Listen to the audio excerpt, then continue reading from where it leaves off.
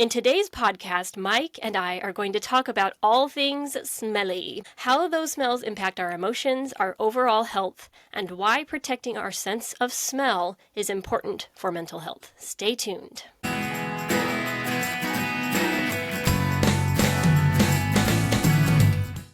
Thank you for joining me today, Mike. It's good to be here. We're here after we got the baby to bed. We decided to do a late night podcast. It's about 10 o'clock p.m. So this should be fun. Nice date night. It's the best time. Yeah, right? Everybody's quiet. So I actually wanted to start this podcast with a story back when I was single. And this was several years after I'd kind of gotten on the health bandwagon and started changing my diet, and I'd purged my home of all the chemicals. So I went to my sister's wedding and she offered to do my hair. And I was like, sure, yeah, absolutely. I'm not that good at hair. So she was doing my hair. I was one of the bridesmaids. And she used her products, her hairspray, which is fine. I'm not shaming my sister's choice of hair products, but I'll tell you why they were probably not the best idea for someone who struggles with depression. Because I noticed that entire day, I was a little bit more on edge, a little bit more pessimistic, just not real cheerful. And I was kind of thinking, gosh, what's wrong with me? It's my sister's wedding. I should be more happy. Lots of good food, good company, what's going on? And as I started thinking about it, I realized it was the hairspray. Like, I even prayed about it. Like, well, what's going on with me? And I go, it's the hairspray, Jennifer. What? Really? The hairspray? And I realized as I did some of the research on some of the chemicals in hairsprays that the fragrances in particular, the perfumes, and the other chemicals in it can be endocrine disrupting, hormonal disrupting. It can kind of mess with our mood because smells and fragrances are directly connected to the emotional center of our brain, which... It taps into metabolism as well. The endocrine system is in charge of all of the hormonal functions of the body, and metabolism is part of that function. Yeah, makes sense. So I want to talk about why we need to be focusing more on real scents, real flowers. Essential oils are a real product, but it has to be the right essential oil. Again, talking about more of that in a minute, because there's a lot of essential oils that aren't processed correctly. They're more like a synthetic than an essential oil. So the essential oils that I buy are from Indigo Mountain, Health and Wellness, or doTERRA. Young Living, I've heard good things about as well, but anything that isn't a real scent from a natural source is going to put stress on the body, just like food does. And going into that just a little bit, because I read an article about that recently, they were talking about the quote-unquote natural flavors that aren't actually natural flavors that they're putting in the food, that they have for years, and how these natural flavors are enhanced. They're designed to be very strong, so that they really, really stimulate the salivary glands to the extent that you salivate more than you normally would when you eat a regular meal with real food. One thing this does is that it makes the food more addictive because you want more of it. You think you're more hungry. You're going back for more when you're really not. You're just salivating more. And the enhanced flavor makes it so that when you eat regular, real food, with just normal spices and maybe some salt, you're not going to necessarily appreciate the normal food anymore. You're going to want the stuff with the additives in it. I can attest to that. Yeah. And like regular fruits and vegetables, they're just like, man, no thank you, yucky. Even if it's seemingly healthy food, like you go to even more the healthier choices for eating out, and they still will have those chemicals or in the food that leave you wanting more. They all kind of have their own signature take and smell. Yeah. You walk into Burger King, it smells different than McDonald's. When you walk into McDonald's, it smells different. Very true. I didn't really think about that. Yeah, it is a science that they do put into the food to make you want to come back for more. Mm-hmm. Well, as a kid, McDonald's in particular does a really good job of marketing to kids, because as a child, my mom never mentioned McDonald's, and I was always begging her to go because of the commercials were so good. And yeah, that is a really good point, that the smell, like you go into McDonald's and it smells like McDonald's. So as a child, you're going, this is McDonald's. I love McDonald's, and have the play place. It's the fries, really. I think the fries are the thing that stands out the most at McDonald's, along with their ice cream cone. Who can pass up a 99-cent ice cream cone? Oh no, it was 49 cents when I was in college. Maybe even 42 at one point, and I got that ice cream cone on a regular basis until I think I finally figured out that it wasn't milk at all. Basically, their entire ice cream is chemicals. But it tasted good. Like, I, holy cow. yeah, for that price, I was like, fat-free sour cream. Like, why could that be possible that sour cream could be fat-free? Well, it's not because one time I looked at what I was buying and I was like, oh my gosh, there's no sour cream in this. It's just chemicals. That was kind of a awakening. But as I cleaned up my diet, and it took me years to detox and stop craving these foods, but once I did, people will tell me, oh, I couldn't possibly live that way. It would be miserable. I would just want to be happy eating what I want. And I'm like, you don't get it. Once I stopped being addicted to this food, I love the healthy food. I crave the healthy food, the fruits, the vegetables, the smoothies, the beans, all of the nourishing, like Ezekiel bread. I want it. And because it has More, flavor to me, and the other stuff just tastes to me like fake. It literally tastes like this isn't food. And interesting that it took me a long time to get to that point, but I do not want it. If I have to eat it because that's all that's available, I will, but it's definitely not what I choose. it's more whole food, stepping away from the sugar more than anything. And that's the hardest thing I've struggled with. You're doing good. You've been making big strides. Well, the last month or so has been pretty good, actually. Bravo. You want to tell our audience what you've done to kind of wean yourself off? Because I feel like it does take kind of a weaning process. I think mental awareness is important. First of all, a desire to change. There's natural habits. We pass by a gas station, we pass by fast food places, and naturally we're triggered. And once again, the smell, right? When it's about noontime, a lot of these restaurants are firing up their grills and they purposely want people to smell their restaurant and what's cooking. Which isn't And necessarily a bad thing if you've got good food. absolutely. But I'm just saying, if you're out and about and you're consciously aware of these things that draw you in, sometimes you find yourself pulling into a gas station and then the reality hits, why am I here? Well, I stop here every day on my way to work, but why? Oh, it's to get that little sugar fix or that AM get up and go, whatever it might be, drink, whatever it is. So being able to consciously Keep not, driving. yeah, just Keep keep, driving. or intentionally prepare something before you leave that can help wean you off, that might be a healthier choice. You've been doing these Zevia drinks instead of sodas, right? So you haven't done soda in a long time, but while you haven't been doing sugar, the Zevia is kind of the fix for you because it has stevia in it. Yeah, it's good. I don't want to like fully endorse that either, but I think it's a step in a better direction. At least getting away from high fructose corn syrup. Yeah, I Um, had to use stevia to wean off of sugar. Like, there was no way I would have survived if I couldn't have had my lemon water with stevia added to it. It was brutal. Cream soda is something that's always been super desirable for me. That flavor is something that correlates to childhood and good memories. And that's not horrible. It's good to have that. I wish so badly that it was part of our culture to use better sweeteners, raw honey, brown Mhm. rice syrup, even coconut sugar is a step up, maple syrup. It's just so prolific. Sugar everywhere. You can't go to any social gathering without it being present. And it's really hard as a mom trying to navigate. It doesn't make me want to go anywhere with my kids because I know I'll have to fight them over the sugar thing.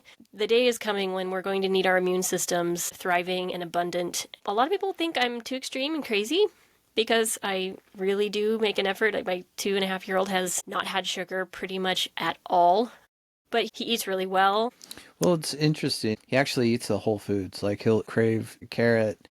He just eats a kiwi like an apple. He just eats it, The skin and everything. the skin and everything. Yeah. And it's so fun to watch. He just grabs it out of the fridge.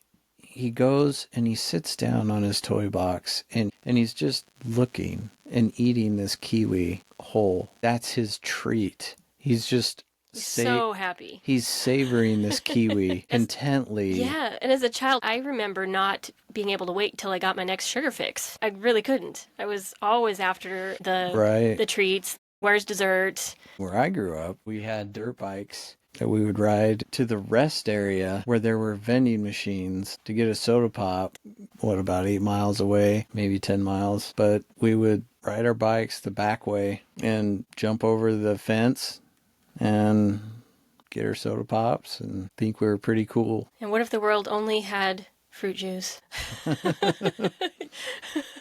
As you get older, you really realize how much sugar messes up your digestive system. It didn't take me that long because as an athlete, we were in 7th grade. And I didn't ever really like soda that much. It wasn't really my thing. But the coaches, they specifically ordered, you will not drink soda if you're on this team. And I agreed, no worries, no problem. As a reward, the school gave all the kids a soda one day.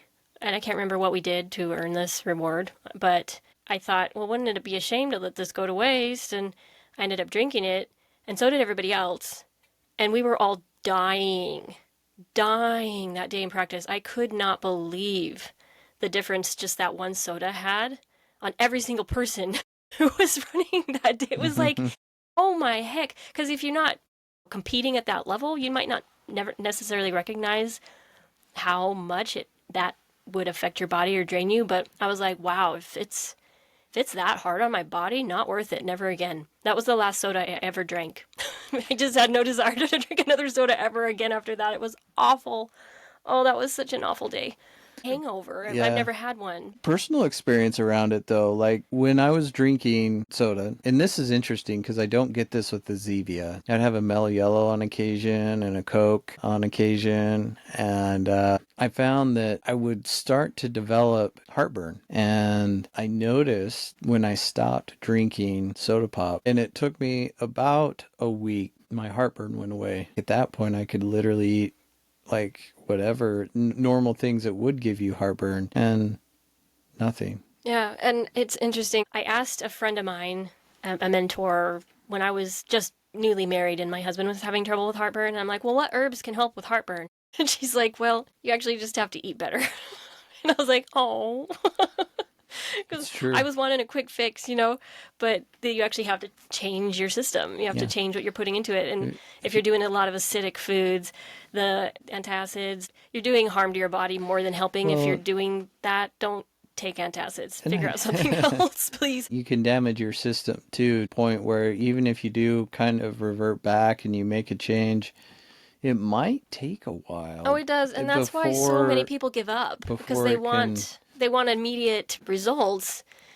And it takes sometimes months, occasionally years, to really see the results. And sometimes it's really a lot sooner, but it's not a quick fix to undo the past 20, 30, 40 years of what you've been putting into it. If you've been doing it that long, you got to build a new body. There's a lot of phases your body's going to go through in that recovery before it gets back to where it was before you started drinking soda pop. I mean, it's going to fight to get back there again. Body's amazing. You build a new body every 7 years. That's a fact, which is pretty cool to think about. Whatever you're putting in your body right now, you look 7 years ahead, you're going to have a completely new body, every cell replaced. And I know that seems like a long time away, but you're going to get to 7 years in the future faster than you think. And then you really want to get 7 years in the future and go, oh, I wish I'd taken better care of myself.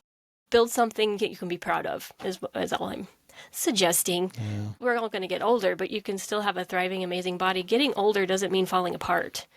When I die, I hope my heart gets old and it eventually stops beating. I don't think that any one of us needs to become decrepit, suffering, breaking apart.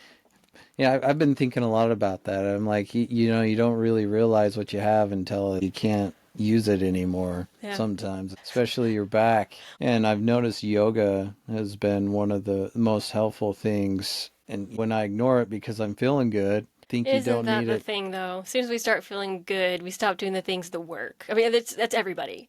Like, it's really easy to do that. Yeah. Feeling great, I think I can cheat. I want to get back to the talk about smells because that's what this podcast is about. This book I have, it's made by Young Living. It's called Essential Oils, desk reference, 4th edition. It's a beast of a book. I think I paid $80 for it years ago. It's like a textbook for college or something. I never read the whole thing, but it's a really good reference. And I was looking at some of my notes and remembered that it says, I'm just going to read it. The chemistry of essential oils is very complex. Each one may contain hundreds of different chemical compounds that balance and counteract each other. In other words, it's hard to overdose on essential oils because they have those balancing properties in them, like an herb does compared to the smells of artificial fragrances or things that you would maybe apply topically in creams and lotions and so forth, could give side effects of some sort, whereas an essential oil, when smelled, is going to have so many different chemical components to it that if it was designed to calm you, for example, it couldn't calm you too much. Like if you poured an entire bottle of lavender all over yourself, your heart wouldn't go too slow or something like that because it's so much. It would just be really strong lavender smell. But I love essential oils. I don't use them a ton. I use them kind of as needed. And I think that's how they need to be used. I do like to diffuse lemon and citrus occasionally, or at Christmas time I have a Christmas blend that's just kind of nice, puts me in the mood. They're very cleansing, antibacterial, antiviral. Don't drink oregano.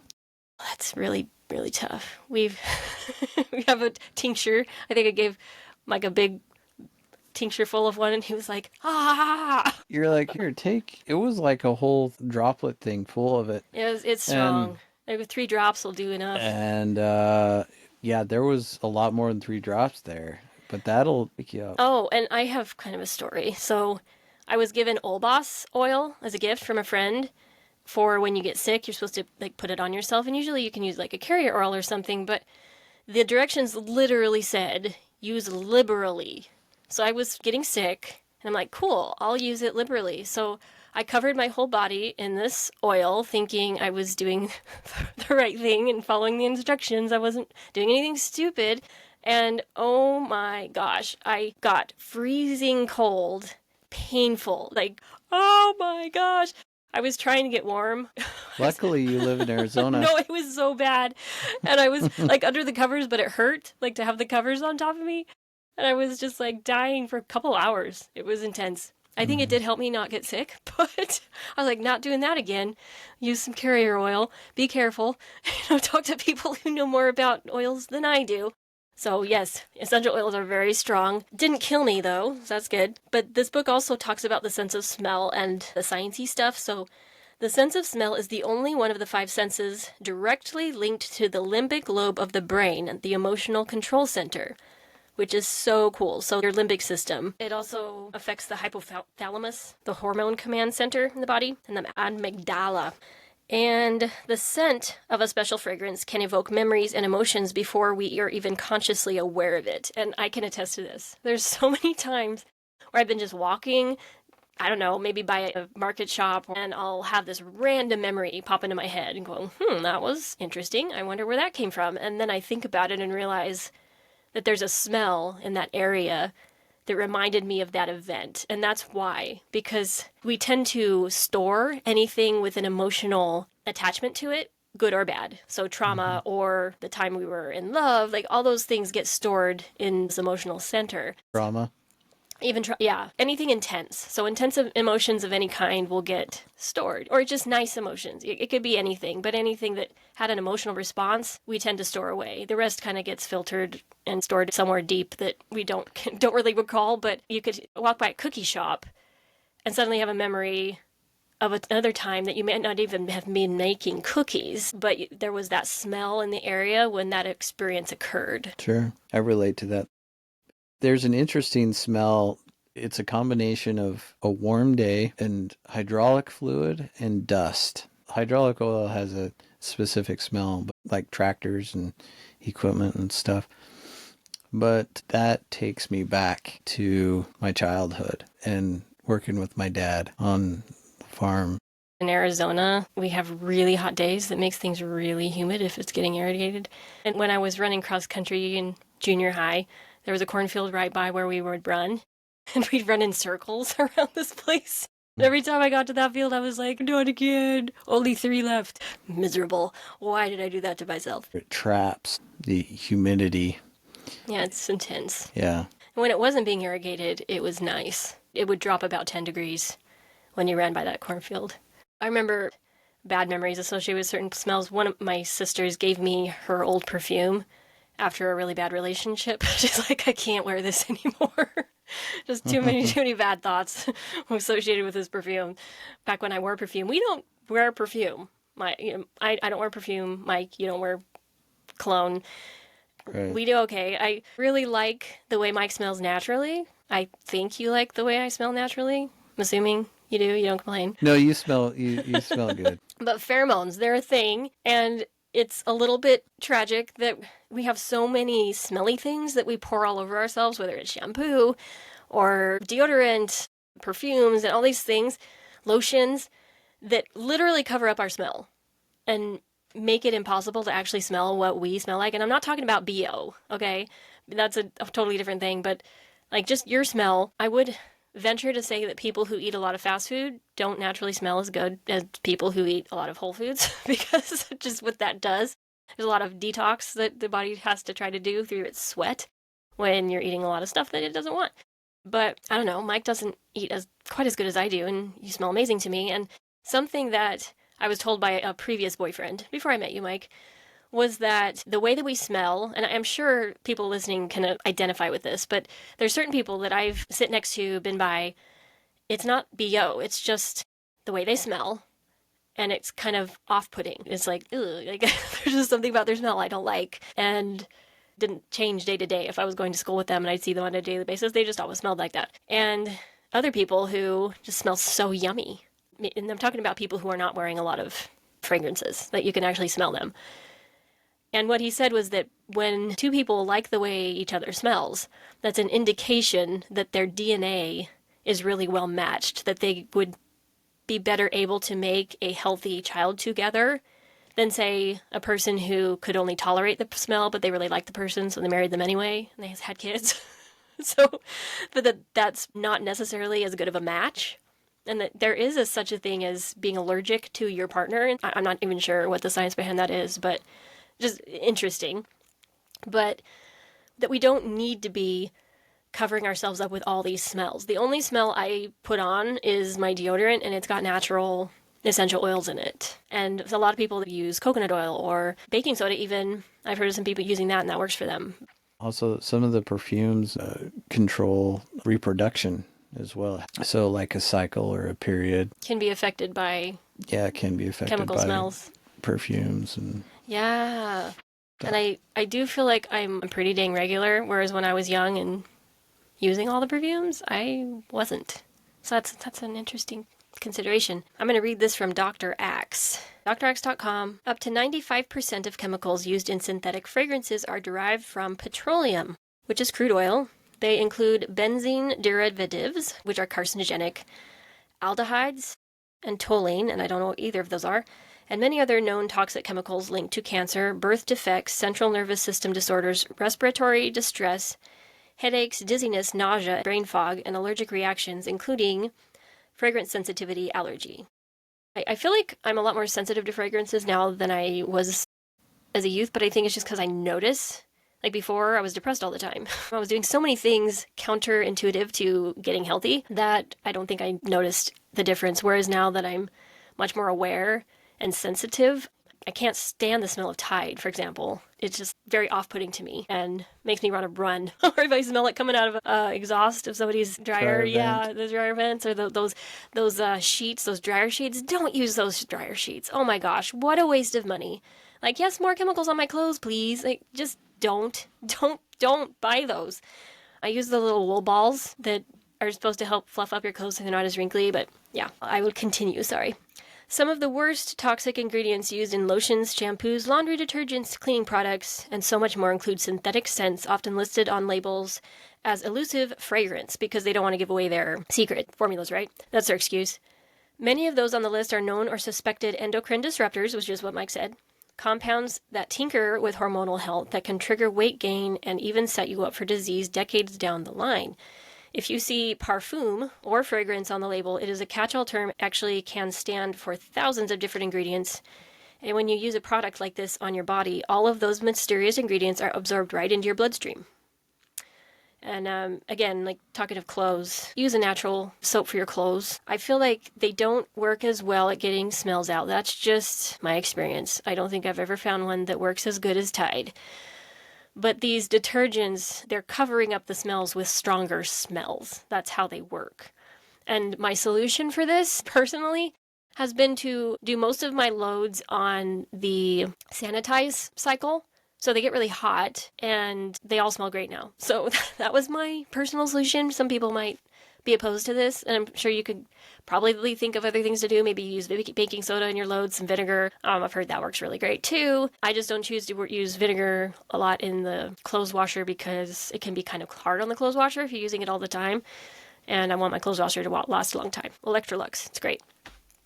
But the only cleaners that we really use around here are vinegar and baking soda, and then that all-purpose cleaner that I use with the vodka for the shower and the windows. That's great. Yeah, it's amazing. And I'll get stains out with that stuff. That stuff, actually, I'm really surprised because I've lived in a lot of places with dirty showers, and they weren't always dirty to begin with, but they get dirty quick. And really quick. You get the water stains and the soap scum. Yeah, all the buildup in the shower. Gross. And it's all the skin. You can see all the skin on the side of the showers.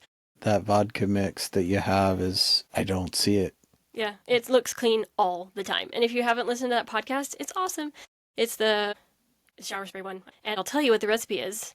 Save you some time. You get just a spray bottle, half a cup of hydrogen peroxide, 1/2 cup of vodka, a tablespoon of an eco-friendly jet dry, but I use vinegar, and you can decide which one you feel more comfortable with, and then 6 drops of eco-friendly dish soap. Fill the bottle to the top with water.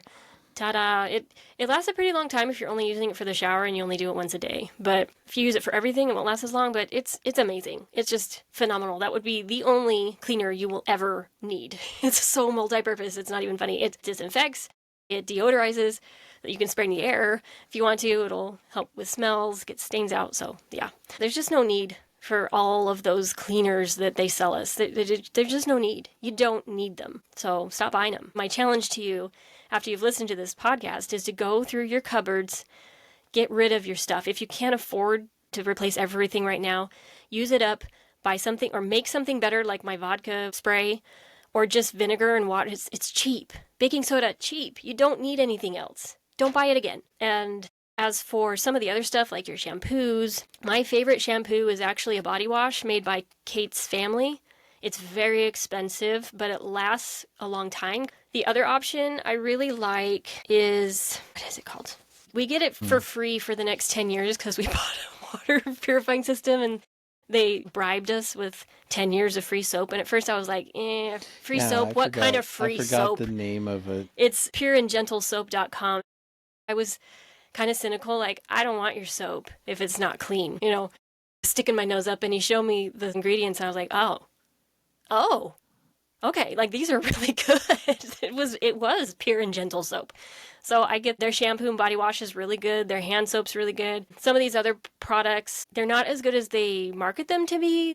Like Miss Myers, it's not that great. So I really am sold on the Pure and Gentle soap. It's a step in a better direction, but I really do like the Pure and Gentle soap. Candles, get rid of your candles if they're not natural. Sorry, guys. I don't know if this is appropriate for this podcast or not, but you mentioned this before and it's true. I've been in a lot of grocery stores. I've worked in a lot of grocery stores, but the interesting thing that you mentioned was all your whole foods are going to be on the perimeter parts of the grocery store. All of the processed foods are going to be through the middle aisles. Anyway, I was going through all the middle aisles and I couldn't find anything that didn't have either high fructose corn syrup or your tostiferol ingredient, which is in all the cereals. Yeah, we should do a whole podcast on cereals. I was so sad when I learned that. I was like, why did I have to learn that fact? Yeah, or enriched or bleached flour. I mean, it can be created. You can create a really good tasting cracker or a chip without seed oils. Try to find crackers and chips without seed oils. Try to find anything in those middle aisles that don't have seed oils in it. You'll be hard pressed. I'll give you $1 for every one you find. You'll find like maybe one. It's hard. You look at the canned goods. It should be simple, straight up stuff, but they somehow manage to even screw that up. Yeah, it's hard to find processed food that I'm willing to buy these days, and that's fine. I buy pretty simple food. We eat pretty simple. Well, you go to the seasoning packets. The seasoning. Oh, yeah. They throw crap in that, too. It should just be just basic seasonings combined. Throw that other stuff. Why? It doesn't make any sense why they put seed oils in it. Yeah, it's frustrating. There's things I want to buy that I don't because they have the seed oil at the end. Like, that's so dumb. Why'd you do that? But I do appreciate, I'm very grateful for all of the products out there that I can buy. Thank you. They make tomato ketchup now that doesn't have sugar, only vegetables in them. They sweeten it using ground up carrots and stuff. It's about 4 times as much as the regular organic ketchup. But to me, it's worth it. Like, I love that, and I love supporting that. And same with the fragrance stuff. When it comes to your lotions, you can make lotion if you really want to, or Melaleuca has an amazing lotion. Amazing lotion. I can't remember if it has fragrance in it, but if it does, it's not very much. It really doesn't smell like much. The deodorant, I'm all about Schmidt's or Lumi, but you really do kind of have to dig. You might get a little frustrated at first, but don't lose heart. You're going to become an expert at all things natural because there's not a ton of them. So you'll learn what they are pretty quick. No, there's plenty. I would say even in cosmetics, there's cleaner ones and ones with perfumes in them. It's just like, why? But the Melaleuca sells really good ones. I like Kosas. Just keep in mind, I mean, we still live in a free market society, so the more healthy things you buy and promote, right, there'll be more of them because more people are a demand. There's going to be more of them, yeah, absolutely. Yeah. You vote with your money, people. I know a lot of people say, oh, it's too expensive, I can't afford it, but most of us can figure it out. And I know I've said that a lot of times on this podcast, but there are probably things you can trade one for another for your health. Vending machines will eat away your money. Stop using vending machines. Make a pact. I don't do that anymore. How much you could save from not using vending machines and put them into buying better products for your cosmetics, your lotions, your potions, your shampoos. All these things that will make you literally less depressed. I can't emphasize that enough. These things, they affect your brain. They affect the chemical makeup. And it's not just me. I don't think there's a single person on this planet they don't affect. I would say that they affect some more than others. Not everyone on this planet is chronically depressed. But if you were to completely get rid of all of it, you had completely pure water, amazing food, amazing products, you would feel a difference. You would know that, wow, I feel so much better without this stuff. But you don't know because you're just in it. You're inundated with it. At work, there are probably fragrances at work. But at least you can control what you put in your car, what you put in your house, what you're doing when you sleep. So, I mean, we recently decided to unplug our Wi-Fi at night. And we're hoping that makes a little dent in our health, right? The little things. It's just adding line upon line. You don't do it all at once. So you learn something, you start doing it. You're learning the radiation involved with even 5G. Yeah, we figured out how to turn 5G off on Mike's phone. Mine won't because I have a different provider and it won't let me do it. Ding it. Which I might switch for that reason alone. But Verizon, he was able to... How did you do it? Why don't you tell everyone how you did it, how you turned off 5G? It's an Apple device and it's available in your settings. Just do a little research. It's pretty simple and you just switch to LTE. And it's even debatable how healthy that is for you. 5G, I would say, is a step in the wrong direction, though, in terms of health. It's definitely cranked up higher in 5G. They talk about the radiation output of 5G, cell phone towers, everything. If you're interested in learning about that, the EMF guy is your guy. I love his stuff. His passion is researching and interviewing doctors and experts about EMF because it's such an untapped world where things were just kind of unleashed before real serious research and time was done. And So so we're now learning what the there, effects are on our bodies, and it's a little bit alarming. I could be wrong here, but they were talking about the government regulations around cell phone usage and cell phone towers in the United States. The last update or change that was done was back in like 1996 era as far as regulations are concerned pertaining to cell phone towers. So they haven't updated any regulations since Yeah. then. Yeah. Conveniently, they haven't done any research on how these things can really affect you, and maybe Well, these devices are really convenient, you know. It's hard for anyone to get real motivated about it, but until you start to have problems yourself and realize maybe it's because of the EMFs, and then you care. Interesting how people work. I'm no different, right? Well, yeah, we're both sitting here and we're talking about it. We've got your phone here that's doing the video recording, and I've got my phone here with some notes and some other things on it. And they're very useful devices, but I feel like a lot could be done probably safer. Just the sheer functionality of our phones, there's probably a different frequency they could use, or something a little bit different that isn't so damaging. You go back to 4G or 3G, like how much are we trying to cram through our phones and why? What's the motivation here? And it has to do with the marketing thing. The convenience is one thing, but a lot of it is attached to spending money and getting things in front of consumers. Absolutely. Yeah. Absolutely. That's the $1 trillion The $1 trillion answer. Good job, Mike. For sure. Well, we weren't going to talk about a lot of these things today, but these tangents are good reminders, good info, good discussion. Appreciate you. Thanks for being here, Mike. Yeah, it's fun. Yeah, well, we'll do it again. Of course. Well, thank you to all who are listening to the Overcome Depression podcast. We will see you in next week's episode. Until next time.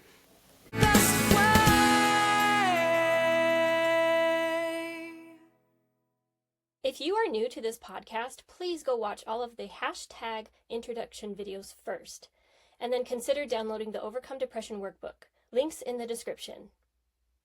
The content in this podcast is based on my own personal beliefs, is for informational purposes only, and is not intended to substitute for medical advice, diagnosis, or treatment. Please refer to the full legal disclaimer in the description.